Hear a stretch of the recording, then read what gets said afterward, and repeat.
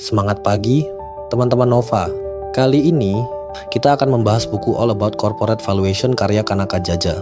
Buku ini memberikan panduan lengkap tentang cara menilai nilai perusahaan, baik untuk keperluan investasi, merger, maupun akuisisi. Dalam dunia bisnis yang terus berkembang, memahami valuasi perusahaan adalah keterampilan yang sangat penting. Yuk, kita pelajari bersama konsep-konsep penting dari buku ini. Jangan lupa untuk subscribe channel Audiobook Nova agar tidak melewatkan pembahasan buku inspiratif lainnya. Bagian 1. Mengapa valuasi perusahaan penting? Kanaka Jaja memulai bukunya dengan menjelaskan mengapa valuasi perusahaan menjadi elemen kunci dalam dunia bisnis. Valuasi bukan hanya soal angka, tetapi juga tentang memahami potensi dan risiko sebuah perusahaan. Dia menyoroti bahwa valuasi digunakan oleh berbagai pihak, mulai dari investor, pemilik bisnis, hingga pihak yang ingin melakukan merger atau akuisisi. Kanaka juga membahas bagaimana valuasi dapat membantu perusahaan mengambil keputusan strategis. Misalnya, mengetahui nilai perusahaan memungkinkan pemilik untuk menentukan waktu yang tepat untuk menjual saham atau mencari pendanaan tambahan. Valuasi juga memberikan gambaran tentang kesehatan keuangan perusahaan. Dia menekankan pentingnya memahami faktor-faktor yang memengaruhi nilai perusahaan, seperti kondisi pasar, kinerja keuangan, dan tren industri. Dengan pemahaman ini, kita dapat membuat keputusan yang lebih baik dan strategis. Pesan utama, valuasi perusahaan adalah elemen penting untuk pengambilan keputusan bisnis. Pelajaran penting, pahami faktor-faktor yang memengaruhi nilai perusahaan untuk strategi yang lebih baik. Bagian 2, metode valuasi. Dalam bab ini, Kanaka membahas berbagai metode valuasi yang umum digunakan. Dia menjelaskan 3 pendekatan utama, yaitu pendekatan aset, pendekatan pasar, dan pendekatan pendapatan. Setiap metode memiliki kelebihan dan kekurangannya, tergantung pada konteks penggunaannya. Pendekatan aset berfokus pada nilai aset bersih perusahaan, yaitu total aset dikurangi total kewajiban. Metode ini sering digunakan untuk perusahaan yang memiliki banyak aset fisik, seperti pabrik atau properti. Namun, metode ini mungkin kurang relevan untuk perusahaan berbasis teknologi atau jasa. Pendekatan pasar membandingkan perusahaan dengan perusahaan lain yang sejenis. Misalnya, melihat rasio harga terhadap pendapatan (PI rasio) dari perusahaan lain di industri yang sama. Metode ini membantu mendapatkan gambaran nilai pasar yang lebih realistis. Pendekatan pendapatan berfokus pada proyeksi arus kas masa depan yang didiskon ke nilai saat ini. Ini adalah metode yang sering digunakan untuk perusahaan dengan potensi pertumbuhan tinggi karena mempertimbangkan potensi pendapatan di masa depan. Pesan utama, pilih metode valuasi yang sesuai dengan karakteristik perusahaan. Pelajaran penting, setiap metode valuasi memiliki konteks penggunaan yang berbeda. Bagian 3, analisis laporan keuangan. Kanaka menekankan pentingnya memahami laporan keuangan sebagai langkah awal dalam valuasi perusahaan.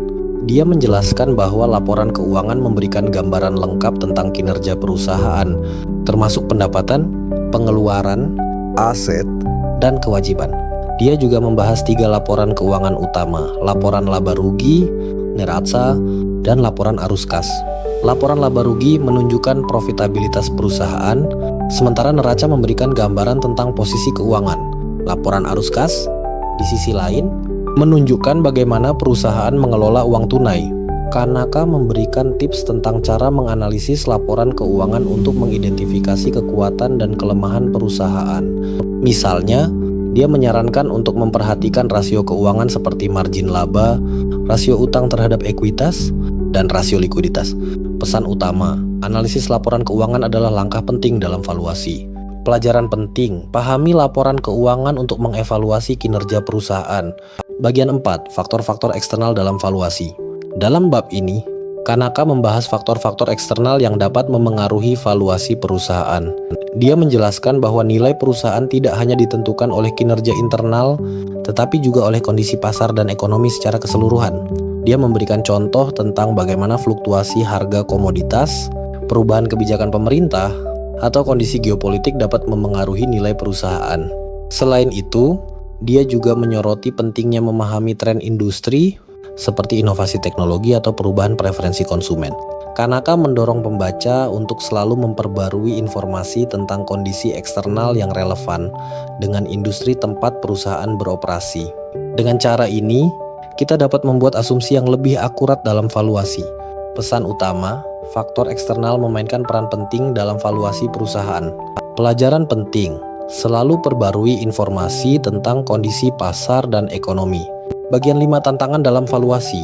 Kanaka menutup bukunya dengan membahas tantangan utama dalam melakukan valuasi perusahaan.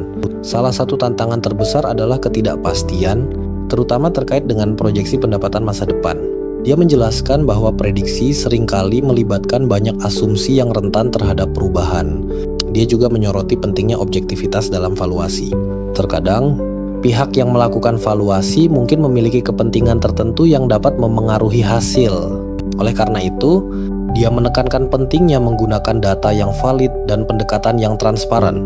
Kanaka memberikan saran tentang bagaimana menghadapi tantangan ini, seperti dengan menggunakan skenario alternatif untuk mempersiapkan berbagai kemungkinan.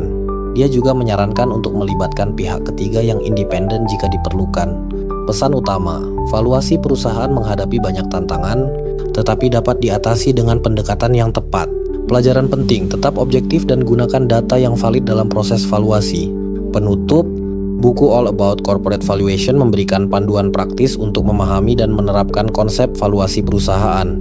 Dengan mempelajari metode valuasi, menganalisis laporan keuangan, dan mempertimbangkan faktor eksternal, kita dapat membuat keputusan bisnis yang lebih baik. Dari 5 konsep yang dibahas, mana yang menurutmu paling relevan dengan pengalamanmu? Yuk, tuliskan di kolom komentar dan bagikan ceritamu.